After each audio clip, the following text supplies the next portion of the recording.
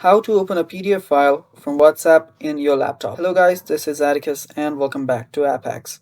In today's video, I'll teach you guys how you can open a PDF file in your WhatsApp in your PC. So without any further ado, let's jump right into it. First of all, open up your WhatsApp. Now you can use the web application or the website. So simply open it up and head to the text where there is the PDF. So after you're there, you'll see two options.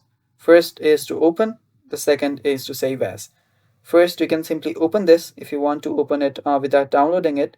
So tap on open and there you go. Now it is opened. Now if you want to download it and open it up later, you can tap on save as and you will get an dummy file location.